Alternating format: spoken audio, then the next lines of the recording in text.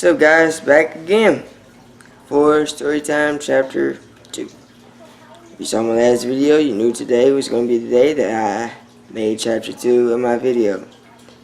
So last time I was talking about sickle cell, but I started off from when I was about 2 years old. Now we're going to fast forward some years and jump to, I want to say I was 10. I was 10 years old.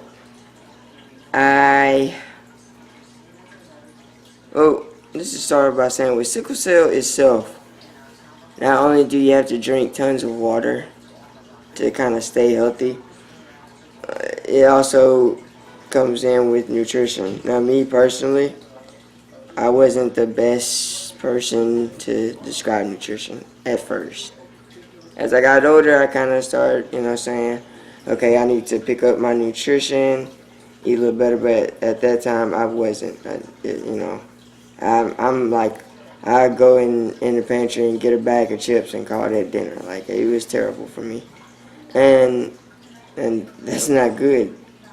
Battling along with sickle cell, a lot of sodium and stuff, and like ramen noodles, my favorite, absolute favorite. I mean, I still eat them today, but my nutrition, like I said, is a lot better. And around that time, I decided I wanted to try and work out with my dad. My dad, he's a genius at working out. I tell him he should be a personal trainer, but that's besides the point. Anyway, I wanted to work out, get a little bigger, because with sickle cell, it slows a lot of process, things that are supposed to happen to the human body. It slows it down tremendously. And I decided I wanted to work out. Couldn't do nothing but 5-pound dumbbells, but everybody got to start somewhere, right? So I decided to start working out, and when you work out, you have to eat better. And around that time, before I even started working out, I ended up having a lot of pain in my stomach, and I couldn't figure out why that was until I went to the doctors and discovered that I had gallstones. You don't know what gallstones is? There's a part in your body that kind of sits off to your right side. Right under your ribs is what they call a gallbladder. Yeah. Gallbladder, if you don't know what it is, it's supposed to store the bile in your stomach. I don't know why it stores it, but that's what it does. It stores it. And I had to get that removed eventually, because it would be late nights up to about 3 in the morning with stomach pain. Very, very bad stomach pain. And eventually, before I even started working out, I had to get that taken out. And after getting that taken out, I had to eat better and things of that nature. And so that's not really to deal with sickle cell. It just kind of adds on to problems, because after I did that surgery, I end up I got back home and everything. I had to lay off of certain activities that I was actually had fun doing, which included PE, things like that at school that I could no longer do because of the removal. Now I didn't have to sit out forever. It was just about the next 3 weeks or so I couldn't perform any physical activities. Sorry, I can't speak today. Any physical activities, which was PE, and I had to lay off of that for a while, and then eventually I got back into it. And around that age is when I kind of start paying attention more to the doctors, because when you're young, you don't really know what's going on. You just know that you're not feeling well, and you don't pay attention to your doctors, because that's what your parents do. Hold on, let me adjust this camera. That's what your parents do. Your parents mostly, tell you what to do, the doctors and all that other stuff. And I kind of started paying attention, because growing up with sickle cell, like I said in my last video, I believe, you have to grow up kind of fast. It's stuff that you have to deal with that other people don't. And it's hard. It's not easy, but I believe I wasn't given the illness if I couldn't handle it personally, So So all in, tie that all off like my teen years and, double digit years, I should say, or, preteen years, all the way till I was about 12, I'll say. And it was just hard. It's just hard. It's really hard. And the thing about me was I didn't let it define me. I don't know if you ever heard people say I have this, but it doesn't have me. That's what I used to say about sickle cell. I had sickle cell, but sickle cell didn't have me. And that was like the kind of creed, if you will. That was the creed that I lived by. And I had an illness. So what? Every time I got sick or I was in the hospital for days or weeks on end, I bounced back like nothing would ever even happen. Nothing at all. Like you wouldn't even know unless you knew me. Unless we were friends or family members, you wouldn't have known that I was even in the hospital. And people who watch this, I don't want y'all to feel sorry for me at all, because I really don't like the pittiness of people doing stuff out of pity. Don't be sorry for me. That's something I had to deal with. I'm pretty sure you have something in your life that you have to deal with. And no one has to know about it. They don't. Because to be honest, I wasn't even sure if I was going to do these videos. But I decided to anyway. Because the awareness of sickle cell is very, very low. Like, we hear day after day about cancer. Or about something like lupus or something. We hear day to day, every day about something different. And just, everybody knows that October is the month for cancer, or breast cancer specifically. And just yesterday on the news, I heard that April is supposed to be the month for oral cancer. And I was formerly told that April was the month of sickle cell awareness, but obviously that's been trumped by cancer, another cancer. Now, I know there's all different forms of cancer and we need to be aware of all of them, but sickle cell is also very real as well. And since it, not to be racist about it, but since it doesn't affect, I guess, white people, it only affects African Americans, that it doesn't matter. And that's not okay. We need to stop being judgmental about which race or person or whatever the cause may be of who it affects, and just put it out there and put that in the sickness column. And it's very frustrating to see that oh yeah, you have this, but more people are affected by it. It doesn't matter about how many or the percentile of where it may lie, but it's in the sickness column and it needs to be addressed. And Facebook, yeah, it's all around the world. I get that. But it's not enough. Because to me, I watch TV more than I get on Facebook. Honestly, I do. And the fact that cancer gets broadcast on TV and on social media sites, and sickle cell is only broadcasted on social media, is not enough to get the awareness out. There's only one way that we can solve that, and if you put, I don't want to be a Debbie Downer about the thing, but the fact is that we need to put that out there on TV so other people understand where people like me are coming from. Because dealing with sickle cell, when you go to the hospital, you are automatically tagged as a crackhead, because you need certain medicines that you cannot get OTC or by prescription, that you can only receive in the hospital. Now, if that were broadcasted on TV as people with sickle cell, then I think things might be a little bit different. I'm not going to say it's going to make things better and that people with sickle cell are still not going to get labeled, because it happens. We're a very judgmental world. That's how things work. And it shouldn't, but it does. And it's not okay to be judging people just off the color of their skin, how they look, how they dress, how they talk, how they walk. Any of that. It's not okay. I'm guilty of it myself, and I know you are too. Don't try and say, oh, I'm not like that. You are. it might not be a big, broad spectrum of how you are, but you do it. It's America. This is how we work. This is how we operate. It's how we're wired. But sickle cell is very real, people. It's very, very, very real, and it needs to be addressed. That's all I'm saying. It needs to be addressed, as well as cancer or lupus or whatever else. It needs to be addressed just as largely as all the other ones. And me dealing with it, I know the hardships, the ups and the downs. It can be hard for my fellow sickle cell people out there. We know from day to day the struggles. And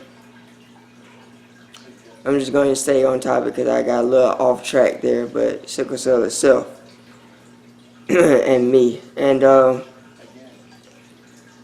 as I got older, when you get older, you're supposed to, for guys, supposed to grow leg hair and arm hair and all that other stuff.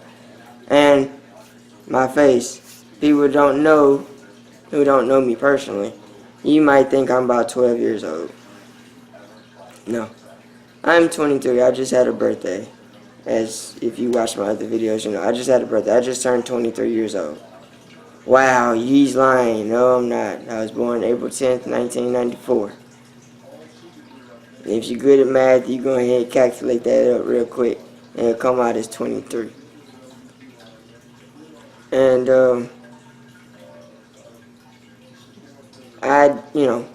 no beard hair, no mustache, none of that. I don't have any of that. I still have a baby face. But hey, it's not all kinds to having sickle cell. You get to have this baby face, and you get to eat free at certain places, You go to the movies with your parents or, somebody older than you, you get to get in at a kid's price. So much fun.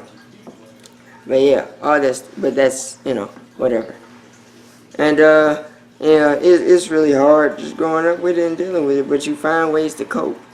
You find ways to cope with the situation. And it's not all, the way I'm talking, I know it probably sounds like 24/7, it's gloomy day. It's not. It's not a gloomy day 24/7. It's been times where I have had the greatest spans of not being in the hospital. Months. It's never been a whole year where I haven't gone without a sickle cell crisis. It's been a while, but it's been months on end where I had no issue, no sign, no little hint or nothing. Because when I was growing up, my arms and my legs would start to hurt before I had a sickle cell. Now, there was medicine I could take to try to counteract that. When I feel my legs and my arms hurting, and I try to go take the medicine and, counteract it before it gets too severe. And sometimes the medicine doesn't work. There's nothing you can do about how severe the pain is. That's just how it is. It just happens, and there's nothing you can do about it but go to the hospital and try to hope the medicine that they have there will, help it subside until you get back on your feet. And that's just how it is. There's nothing you can. Sometimes you can prevent it, sometimes you can't. And earlier I talked about water and nutrition. That was the only way that we could really, because some of the crises you can prevent, some of them you just can't. Now the ones that can be prevented is the ones that deal with water and nutrition. You have to drink a lot of water. I know some people, if you're athletes, what do you mainly drink? You drink a lot of water and sports drinks, right? Like Powerade or Gatorade, a lot of water. Just stay hydrated. It's simple hydration. Simple hydration, because, I don't have it now, but my eyes, it would be very jaundiced, very yellowish like, and that means I was not drinking enough water. And it's so easy to get dehydrated and you won't even know it. It's very easy. Because if you would live with me and see me on a day-to-day basis, I'm constantly drinking water. I hardly ever drink soda anymore. And because I had sickle cell, I just did that on my own. Because don't get me wrong, soda's tasty and all that, but it's very sugary and it can dehydrate you way quicker than water or than juice would. And it's not healthy for your teeth. Now, I do drink soda on a day-to-day basis, like not on a day-to-day basis, I'm sorry. On every now and then, like on a special occasion. Like if it's like somebody's birthday or somebody's anniversary or, a party in general, like when that's like usually the normal drink, then yeah, I'll drink it. But other than that, I really don't mess with it. And, yeah, the struggles with sickle cells it's very real. And we need to address it. That's what this video is mainly about, not so much about me, but how much we need to address the issue of getting it out there.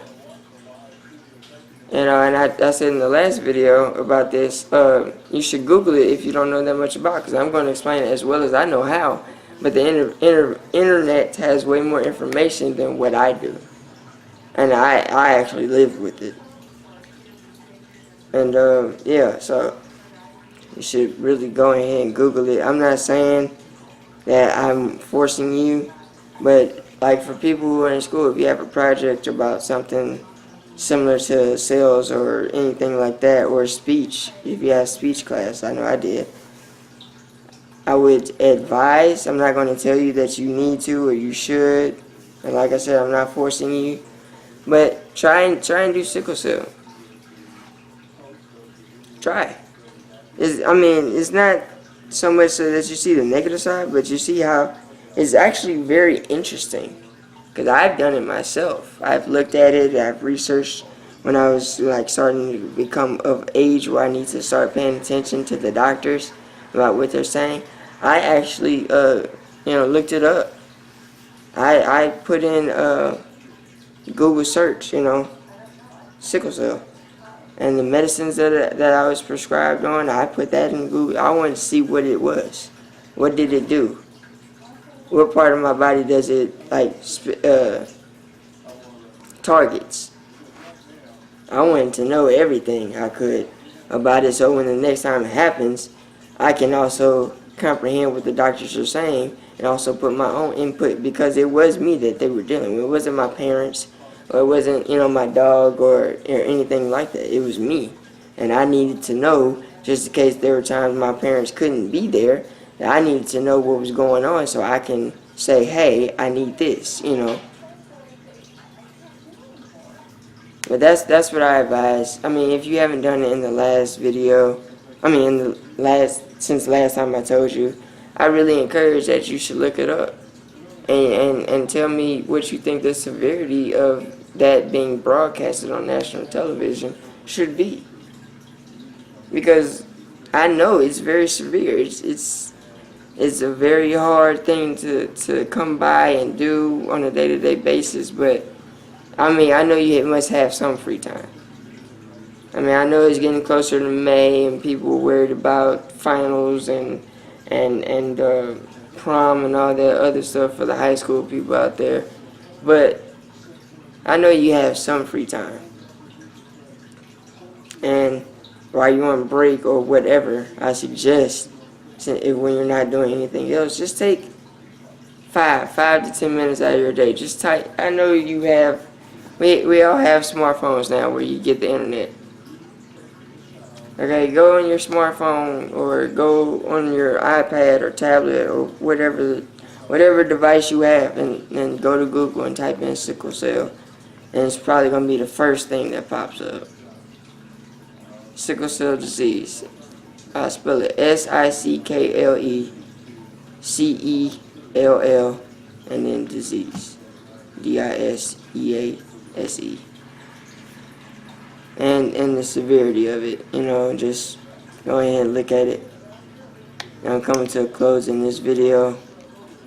And I'm still not even halfway finished with what I gotta say. There will be more story times, obviously, since this is chapter 2, the next one will be chapter 3. So, in closing this video, go ahead, hit the thumbs up button on this video if you liked it, or if you enjoyed it, or just if you just saw it. Go ahead, hit the thumbs up button.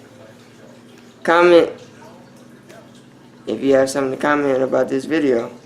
And subscribe to my channel. I will be doing more videos. It's not all about sickle cell. There will be other videos, traveling videos, day-to-day videos, whatever. Subscribe, hit the bell icon next to the subscribe button so you'll know when I post. It'll notify you every time I post. And I hope you subscribe. Oh, by the way, if you want to follow me on any of my social media accounts, which will be Instagram, Snapchat, or Facebook, I'll put that in the description down below. And until next time, guys, I will see you tomorrow. Tomorrow will not be a story time, it will just be a regular video, but I will see you tomorrow. But until that time, guys, peace.